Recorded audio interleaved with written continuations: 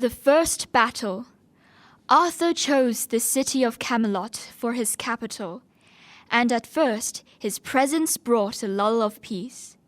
But the kings who ruled other parts of Britain were jealous of this unknown boy, the supposed king of all Britain, and they sent him a message.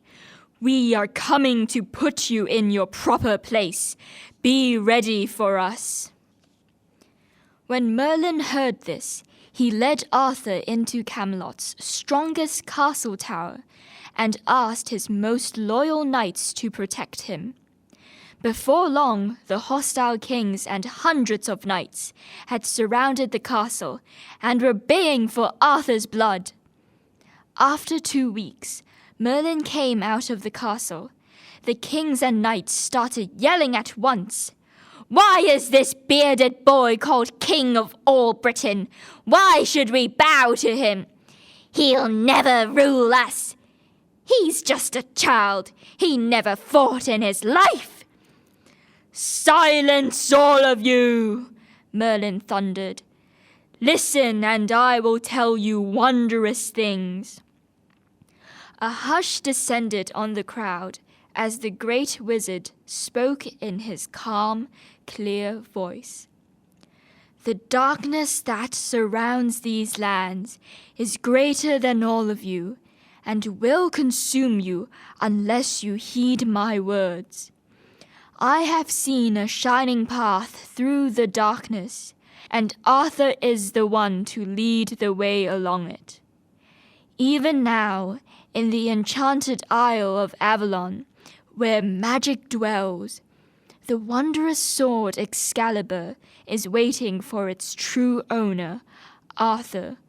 With this sword, Arthur will do many great deeds. Arthur, only son of the great Uther Pendragon, is your rightful king.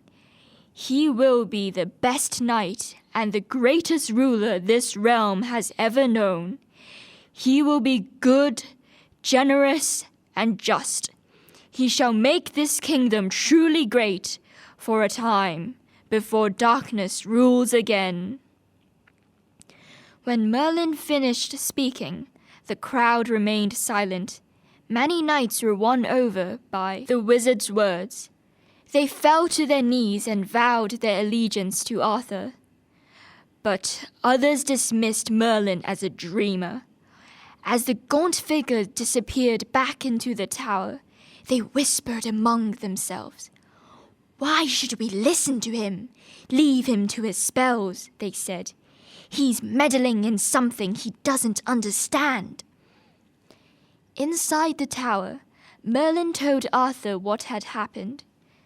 "The time for battle has come," he said.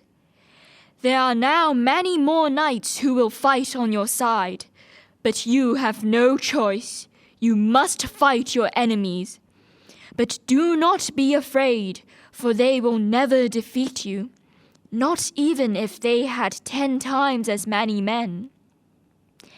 And so, the next morning, Merlin helped Arthur into his armor. And, although Arthur had never fought in battle, and he knew his men were outnumbered, he had faith that Merlin was right. He mounted his horse, ready to enter his first battle. "Arthur, you must fight with good spirit," Merlin said. "But listen to me. Fight with your old sword. Do not use the sword you pulled from the stone.